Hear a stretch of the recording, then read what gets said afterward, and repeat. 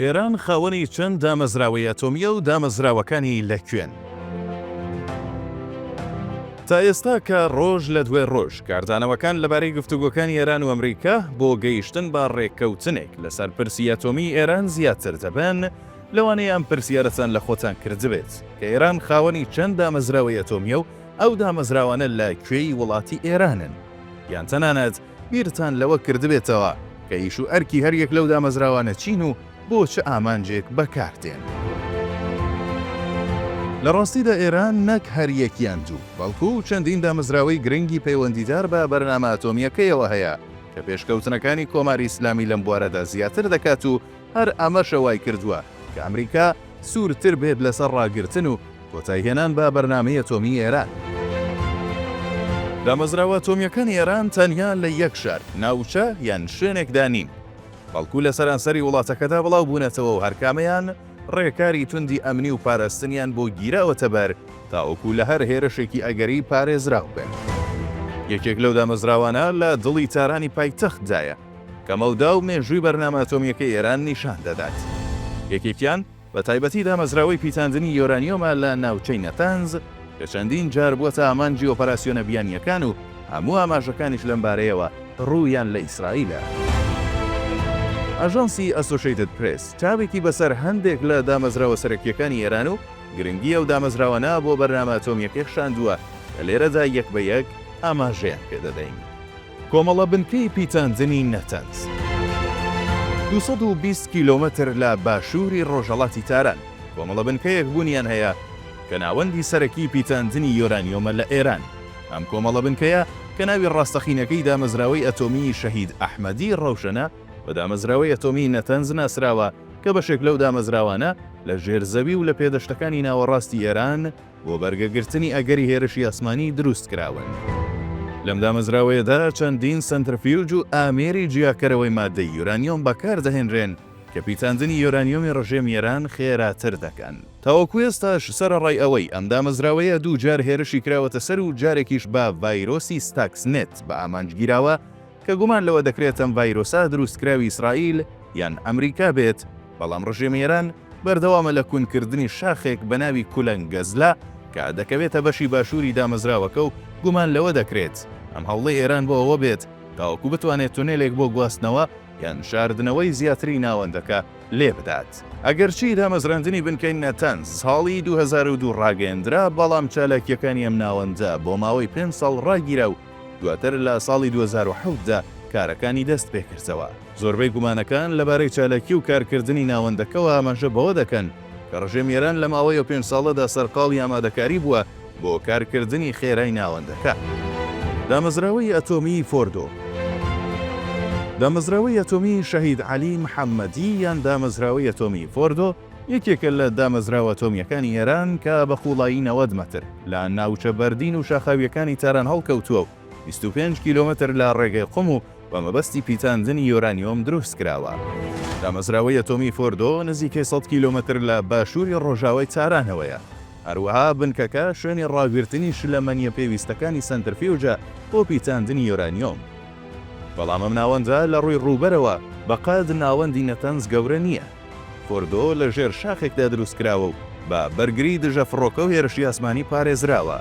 پێدەچێت فۆردۆ بە شێوەیەک دروستکرا بێت کە بەرگەی هێرشی ئاسمانی بگرێت.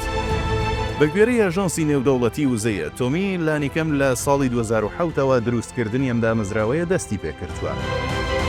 هەرچەندە ئێران لە ساڵی 2009دا ئاژانسی نێودەوڵەتی وزەی ئەتۆمی لەبوونی ئەم ناوەندە ئاگادار کردوتەوە، ئەماش دوای دۆزینەوەی لەلایەن ئەمریکا و دەستگا هەواڵگریەکانی ڕۆژئاواوە.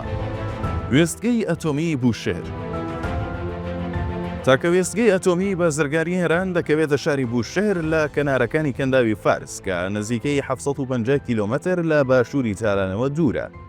دروستکردنی ئەم وێستگەی کارەبایە لە سەردەمی محەممەد ڕەزا شا لە ناوەڕاستی هەفتەکانی سەدەی ڕابردوو دەستی پێکرد. وێستگەی ئەتۆمی بوشێر یەکەم دامەزراوەی ئەتۆمی ئێرانە کە خاوەن ڕیاکتۆرێکی ئاوی پەستاندارە و توانای بەرهەمهێنانی 1024 مێگاوات کارەبای هەیە. ئەم وێستگەی کارەبایە لە کاتی شەڕی ئێران و عێراقدا چەندین جار هێرشی کراوەتە سەر. دواتر رووسیا دروستکردنی ئەو دامەزراوەیەی تەواو کرد. ئێران دوو ڕیاکتۆری هاوشێوەی دیکە لەم شوێنە دروست دەکات. سوتەمەنی وێستگەی ئەتۆمی بوشێر لە یۆرانیۆمی پیتێنراو لە رووسیا دابین دەکرێت و ئاژانسی نێودەوڵەتی وزەی ئەتۆمی چاودێری چالاکیەکانی دەکات. دروستکردنی ئەم وێستگەی کارەبایە لە ساڵی 1975 لەلایەن کۆمپانیای سیمنسی ئەڵمانی لەسەر فەرمانی محەممەد ڕەزا پەهلەوی دەستی پێکرد و پلانیش واه بوو تا کۆتایی ساڵی 1985 وێستگەکە بخرێتە کار. بەڵام لەگەڵ شۆڕشی ساڵی 1970 ئێران دروستکردنی بە تەواوی ڕاگیرا. دوجار لە ساڵی 1995 ڕێککەوتنێک لە نێوان ئێران و رووسیاوە ژوکرا بۆ تەواوکردنی کە تا ئەیلولی ساڵی 2011 خایاند. لە سەردەمی دارەی دووەمی مەحموود ئەحمەدی نەژاد سەرۆکۆماری ئەو کاتی ئێران وێستگەی کارەبای بوشێر دەستی بە بەرهەمهێنانی کارەبا کرد و لە ئێستادا بە توانای 1000 مێگاوات کار دەکات. ڕیاکتۆری ئاوی قورسی عێراق. ڕیاکتۆری ئاوی قورسی عێراق بە دووری 250 کیلۆمەتر لە باشووری ڕۆژاوای تاران هەڵکەوتووە.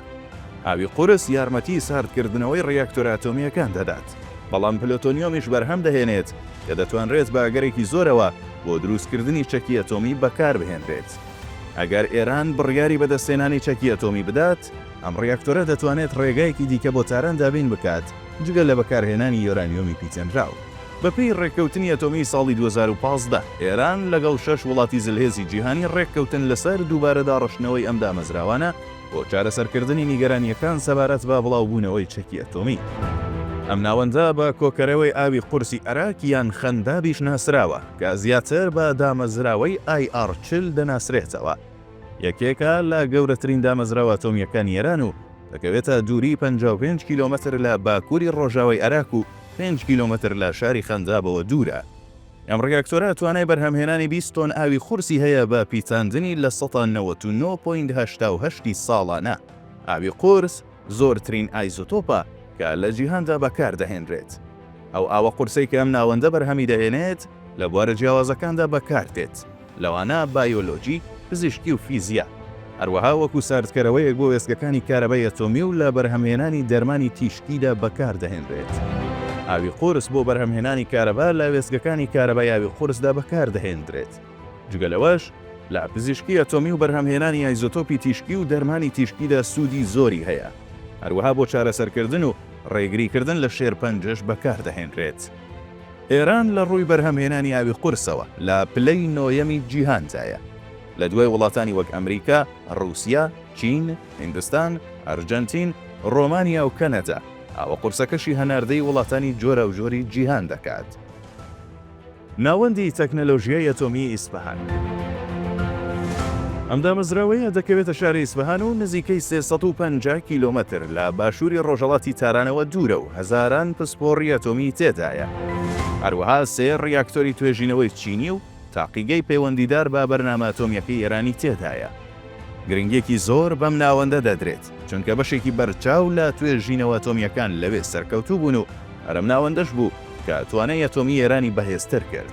ناوچەی ئەتۆمی ئیسفەهان، دامەزراوەکانی پرۆسسکردنی یۆرانیۆمی ئیسفەهان یەکێکە لە دامەزراوە ئەتۆمیەکانی ئێران و لە ژێر چاودێری ئاژانسی وزەی ئەتۆمیتایە. ئەم دامەزراوەیە 60 یەکەی بەرهەمهێنان لە خۆ دەگرێت کە نزیکەی 15,000 پارچە ئامێری تێدایە و لەسەر زەویەکی 60 هێکتاری دروست کرداوە. ئەم شوێنە لە ناوەندی خولی سوتەمەنی ئەتۆمیتایە. دوای دەرهێنانی یۆرانیۆم لە کانەکە دەشۆردرێت و بەرهەمی دەرهاویشتوو کە پێی دەوترێت یەڵەو کەیک یان کێکی زارد دەهێنرێتە دامەزراوەکانی پرۆسسکردنی یۆرانیۆم بۆ ئامادەکردن بۆ پیتاندن. گۆڕینی کێکی زارد بۆ پێکاتەکانی تری یۆرانیۆم واتە دووەم ئۆکسیدی یۆرانیۆم، تێترافلۆرایدی یۆرانیۆم و هێکسافلۆرایدی یۆرانیۆم گرنگترین چالاکیە کە لەم دامەزراوەیەدا ئەنجام دەدرێت. هەروەها بەرهەمهێنانی گازی فلۆرین لەم ناوەندەدا بە بەکارهێنانی مێتۆدی ئەلیکترۆلیسی فلۆرایدی هایدرۆژین ئەنجام دەدرێت. ئەم گازە وەک مادەیەکی سەرەکی لە پیشەسازی ئەتۆمیدا بەکاردێت. دوای بەرهەمهێنانی دەبرێتە دامەزراوەی ئەتۆمی نەتەنز تاوەکو مادەی بەرهەمهاتوو لەوێ بپیتێنرێت بۆ یۆرانیۆم. ئەمەش بە بەکارهێنانی سەنتەرفیوجی پیتاندنی یۆرانیۆم. پاشان یۆرانیۆمی پیتێنراو دەبرێتە بەشێکی دیکەی دامەزراوەی پرۆسسکردنی یۆرانیۆمی ئیسفەهان و ئامادە دەکرێت بۆ بەکارهێنان لە ڕیاکتۆری ئەتۆمیدا بۆ بەرهەمهێنانی وزە. ڕیاکتۆری توێژینەوەی تارە. ڕیاکتۆری لێکۆڵینەوەی تاران لە بارەگەی ڕێکخراوی وزەی ئەتۆمی ئێران هەڵکەوتووە کە دەستگایەکی مەدەنیە و سەرپەرشتی بەرنامە ئەتۆمیەکەی وڵاتە دەکات. لە ڕاستیدا ئەمریکا ئەم ڕیاکتۆرەی لە ساڵی 1967 لە چوارچێوەی بەرنامەی ئەتۆم بۆ ئاشتی ئەمریکا لە کاتی شەڕی سارددا بۆ ئێران دابین کرد. ڕیاکتۆری تاران سەرەتا پێویستی بە یۆرانیۆمی زۆر پیتێنراو هەبوو، بەڵام دواتر بەرز کرایەوە بۆ بەکارهێنانی یۆرانیۆمی کەم پیتێنراو، ئەمەش بەهۆی نیگەرانیەکان لە بڵاوبوونەوەی چەکی ئەتۆمی. ئەمانەی خرانە ڕوو گرنگترینیە و ناوەند و دامەزراوە ئەتۆمیانی ڕژێم ئێران بوون کە لە ئێستادا زۆرترین مشتومڕیان لەسەرە و هەموو هەوڵێکی ئەمریکاشەوەیە کە ڕژێم ئێران بەرنامە ئەتۆمیەکەی ڕابکرێت.